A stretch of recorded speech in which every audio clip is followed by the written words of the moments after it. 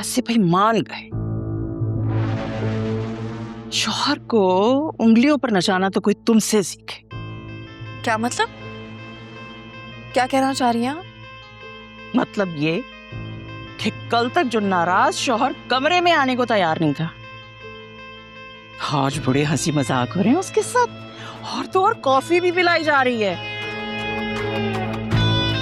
काश हमें भी किसी ने ये गुर सिखा दिए होते। वैसे मैंने सुना है जब मियाँ बीवी के दरमियान ताल्लुक खराब हो जाए तो सबसे ज्यादा खुशी शैतान को होती है। ए, क्या तुम मुझे शैतान कह रही हो? मैंने तो ऐसा कुछ नहीं कहा, ये तो आप कह रही हैं। मेरे सामने ना ज्यादा बानो कुत्सिया बनने की कोशिश मत किया करो। तो अब आपको बानो कुत्सिया से भी प्रॉब्लम है? हाँ, तो इसका मतलब ये है कि आपको हर वो शख्स नापसंद है जो सीधे रास्ते पर चले, सच्ची बात करे। Am I right? कसम से अल्लाह जाने तुमने क्या घोल के पिला दिया है मेरे बच्चे को कि उसे तो तुम्हारे अलावा कुछ नजर ही नहीं आता। ये जादू टोना नहीं है, प्यार है, इज्जत है। हाँ, इज्जत है और प्यार है। एक अदद औलाद तो तुम उसे दे नहीं सकी आज तक। ला जाने क्या क्या जतन कर रही हो औलाद की जिम्मेदारी से बचने के लिए। तुम जैसी लड़कियों को शौहर और औलाद की जिम्मेदारी से ज्यादा अपनी आजादी प्यारी होती है, ताकि ऑफिस के बहाने बाहर घूम फिर सके। आंटी अब आप हद से बढ़ रही हैं। हद क्या है ये मैं डिसाइड करूंगी।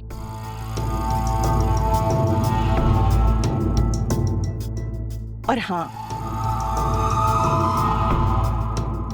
मोर को ना अपने परों पर बड़ा नाज होता है, लेकिन जब वो अपने पाँव की तरफ देखता है ना तो उसे अपनी औकात नजर आ जाती है। और औरत का तो हुस्न ही उसकी औलाद होती।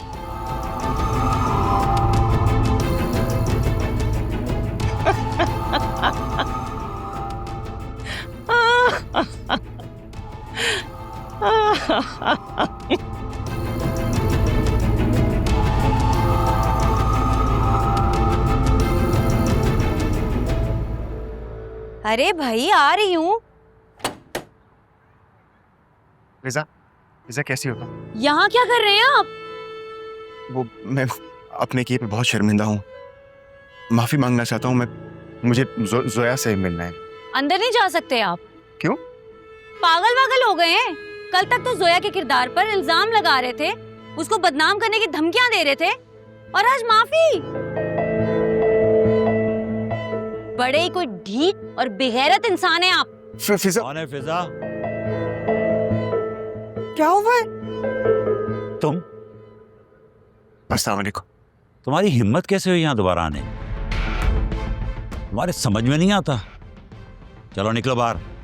मैं बस अपनी बेटी को 2 मिनट मिलना चाह रहा था। अगर बेटी का इतना ख्याल था तो पहले सोचना था ना। चलो तुम लोग अंदर जाओ, मैं इससे बात करता हूँ। अच्छा जाओ। आंटी, तुम एक बेगैरत इंसान हो, मुझे नहीं पता तुम कब समझोगे। निकलो बाहर यहाँ से। अंकल, अंकल प्लीज ऐसे तो ना करें। मुझे एक पल अपनी बेटी को देख लेने दें। जब कोर्ट में आने का टाइम था तो तुम वहां से गायब हो गए, और अब बेटी की मोहब्बत यहाँ खींच के ले आई है। उसका तुमसे कोई ताल्लुक नहीं है। निकल जाओ यहाँ से। प्लीज प्लीज मुझे शर्मिंदा मत करें, मैं मर जाऊंगा उस देखे बगैर। तुम इस तरह नहीं मानोगे। निकल यहाँ से। अंकल प्लीज आप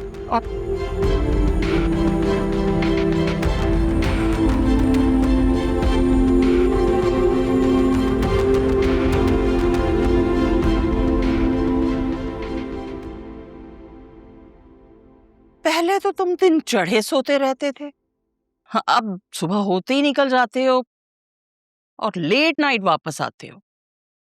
मैं तो तुम्हारी शक्ल देखने को तरस गई हूँ। अजीब बात है, पहले आप कहती थी आदमी घर पे बैठे अच्छे नहीं लगते, पैसे कमाते हैं, और अब जब ये सब करने लगा हूं तो कहती हैं घर पे नहीं बैठते। आखिर आपको खुशी किस बात से होती है? अब उस बात का मतलब ये तो नहीं था कि तुम 12-12 घंटे के लिए घर से गायब रहो। और वो लोग कौन सा तुम्हें 4-5 लाख तनख्वाह दे रहे हैं? हर चीज़ पैसा नहीं होती मम्मी, वो जिम्मेदारी है मेरी, और वो लोग मेरे काम से बहुत खुश हैं। अच्छा भाई, किसी दिन थोड़ा सा वक्त निकाल लो, मैंने तुम्हें हुमा और उसकी फैमिली से मिलवाना है। अब शादी की तारीख पक्की होने से पहले एक बार तो मिल लो ना उनसे। मम्मी जब मैं हाँ कर चुका हूँ तो किस बात की फॉर्मेलिटीज हैं? चलो ठीक है, तुम उसे मत देखो, लेकिन वो तो तुमसे मिलना चाहते हैं ना। अपनी बेटी का रिश्ता दे रहे हैं वो तुम्हें, ऐसे ही तो नहीं जोड़ देंगे ना रिश्ता। 1-2 बार ही मिलना होगा भाई, उसके बाद तो शादी की तारीख तय कर देंगे हम। मम्मी आप क्यों मुझे इतना परेशान कर रही हैं? मेरा मूड नहीं है किसी भी लड़की से मिलने का। ऐसे किसी मूड नहीं है भाई, शादी की बात चल रही है, कोई मजाक नहीं हो रहा है। और फिर 1-2 दफा ही मिलना होगा, उसके बाद तो वैसे भी तुम्हारी शादी की तारीख पक्की कर देंगे हम।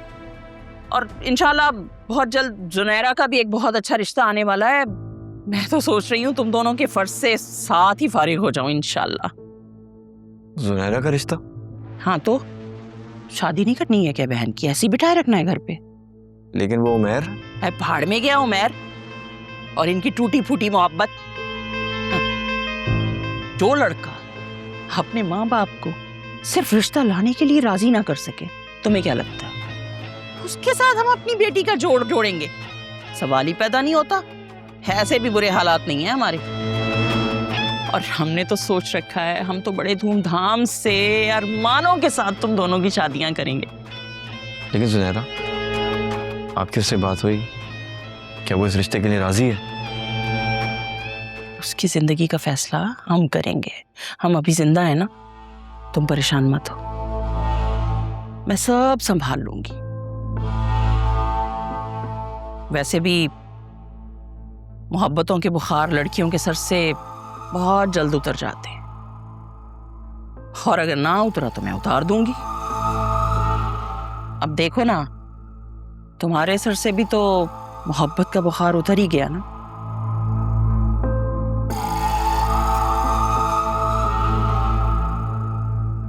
अरे माएं हमेशा ठीक कहती हैं, बच्चों की समझ में जरा देर से आता है।